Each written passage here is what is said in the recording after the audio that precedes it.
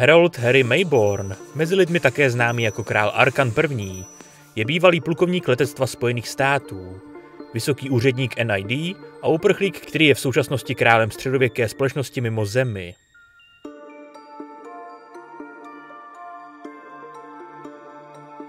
O Maybornově minulosti je známo jen velmi málo, protože jeho osobní spis zůstává utajen. S NID začal spolupracovat ještě jako uniformovaný důstojník letectva. Během své kariéry byl plukovník Mayborn kontroverzní osobností v NID, protože často prosazoval programy, které jeho nadřízení považovali za nebezpečné nebo přímo nezákonné. Pro NID také naverboval několik pochybných postav, od úředníků jako plukovník Frank Simmons až po tajné agenty jako plukovník Sean Greaves a major Dean Newman.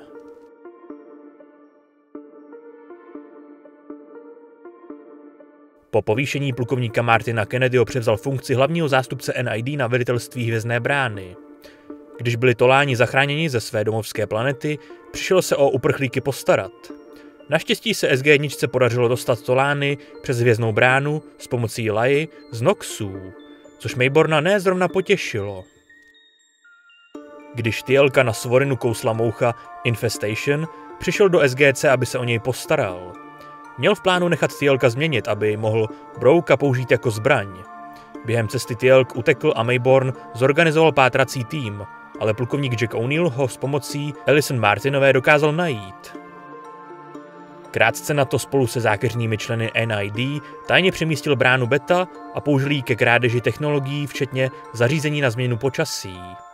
Když ho SG-1 konfrontovala v oblasti 51, popřel jakoukoliv účast, ale plukovník Jack O'Neill zjistil, že brána, kterou jim ukázali, byla vyrobena z plastu. Potvrdil, že dostal rozkaz bránu přemístit a nechal SG-1 ze zařízení odvést. Později se SG-1 podařilo bránu získat zpět, ale několik pracovníků NID uvízlo mimo Zemi.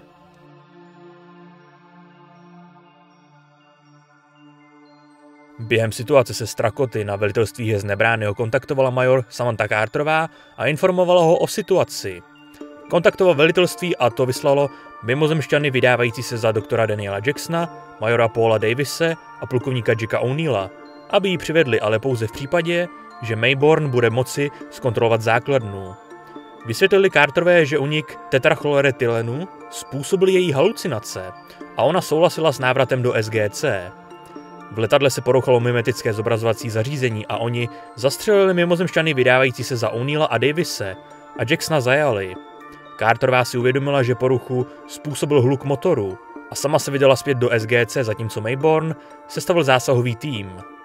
Zásahový tým vstoupil na základnu a Strakotové se stáhli bránou, zatímco se zbytek vyhodil do vzduchu, když se brána zavřela. Mayborn následně přiznal zásluhy za vyřešení situace Carterové, čímž si vysloužil vřelé přijetí.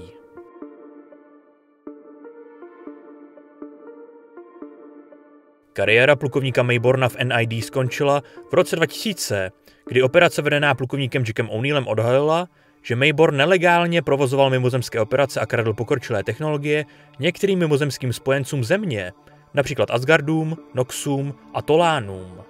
Mayborn uprchl dříve, než mohl být zatčen, a nějakou dobu se skrýval. Byl zapojen do pokusu ruské vlády o vlastní program Hvězdné brány. Když tým vědců otevřel vzorek vody z vodní planety, posedli je formy života. Pokusili se utéct Hvězdnou bránu, ale byli odříznuti. Když byl zaveden protokol o extrémních opatřeních a byl vypuštěn nervový plyn, ukryli se formy života v mrazáku, aby přežili. Když tam byla vyslána SG-1, aby to vyřešila, našla ho zmrzlého. Poté, co rozmrazil formy života, pokusili se utéct k bráně, ale Tyelk je zastavil. Když zjistili, že Mayborn nemůže dostat domů, opustili jeho tělo a vstoupili do Tyelka. Poté, co znovu získal kontrolu nad svým tělem, vysvětlil plukovníku O'Neillovi, co se stalo, a jakmile se situace vyřešila, byl Mayborn zatčen. Během několika měsíců po svém dopadení byl Mayborn na krátkou dobu propuštěn z vazby plukovníkem Jackem O'Neillem v rámci snahy odhalit některé Maybornovy staré kontakty ze zlotřilého NID, které ohrožovaly generála Hammonda, aby následně odešel do výslužby. To je zavedlo k senátorovi Robertu Kinzimu, kde našli důkazy o Kinziho zapojení do aktivit NID. Jakmile však Mayborn skončil s pomocí O'Neillovi, Poslal si důkazy e-mailem a vyhrožoval Kinzimu, že ho nechá převést do méně zabezpečeného vězení. Maybornovi se podařilo uprchnout a několik let zůstal na útěku.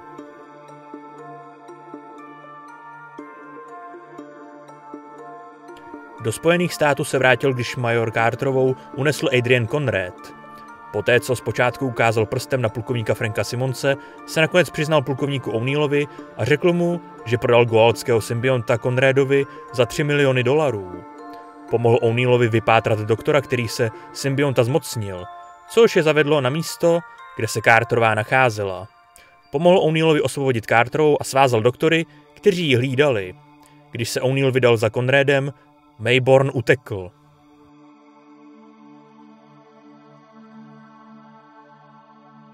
Když byl Teal'c uvězněn v bráně, Mayborn pomohl O'Neillovi vystupovat zařízení NID v Minotu v severní Dakotě. Jakmile tam vtrhli, objevili Goa'alda v Adrianu Conradovi a nahrávku, na které říká plukovníku Franku Simonsovi, jak zachránit Teal'ca.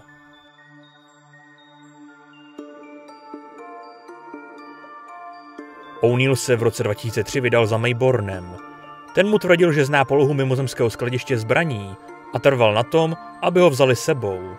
Po příchodu na P5X777 však Mayborn zneškodnil SG-1 a aktivoval transportní portál. O'Neill ho na poslední chvíli popadl a byl spolu s ním transportován na vzdálené, neobydlené místo. Bez možnosti návratu k bráně zůstali O'Neill a Mayborn několik týdnů vězněni. Začal jíst některé místní rostliny a začal mít halucinace. O'Neill ho 2krát postřelil, než si zbytek SG-1 uvědomil, že byli přeneseni na Měsíc na oběžné dráze kolem planety a vyslali Tokry, aby je zachránili. Místo, aby Mayborna donutil k návratu do doživotního vězení, O'Neill zařídil, aby Tokrové našli Harrymu klidnou planetu, kde by mohl odejít na důchod.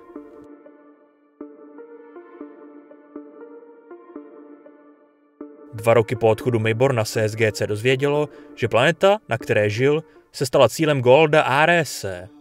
O'Neill, nyní brigádní generál velící SGC, nemohl dopustit, aby Mayborn padl do rukou Goa'alda, protože byl zasvěcen do mnoha tajných informací o Zemi. SG-1 se vydala na planetu a zjistila, že Mayborn se ustanovil králem místní komunity tím, že přeložil nápisy na antických ruinách s odkazy na minulost. Po téměř 2 letech ve funkci vůdce komunity se však Mayborn změnil. Nebyl ochoten opustit lidi, kteří mu svěřili svou bezpečnost a místo toho trval na tom, že SG-1 může porazit Arese stejně jako ostatní Goa'aldy. SG-1 se skutečně podařilo planetu ubránit, především díky objevu malé antické lodi. Mayborn zůstal na planetě jako vůdce. Tak, toto byl celý příběh plukovníka Harryho Mayborna. Jinak díky moc za sledování, díky moc za vaši podporu tohoto kanálu, ať už v podobě lajku, dislajku, odběru se zvonkem, komentáře, sdílení či finanční podpory na Patreonu, YouTube členství, donatu nebo super díky. Vpravo nahoře máte kartu k playlistu, ve které se nachází videa z celé této série. V popisku pod videem máte odkazy na mé sociální sítě, kam denně dávám info, kdy, v kolik a jaká videa vyjdou, nebo jaké streamy a další zajímavé informace. Ještě jednou díky moc za vaši pozornost, uvidíme se u dalších videí nebo livestreamů a do té doby dělejte to, co vás baví, bez ohledu na to, co vám kdo říká teď už. Speciální poděkování patronům na Patreonu a také YouTube členům, kteří podporují chod a nezávislou produkci tohoto kanálu. Mějte se a někdy příště.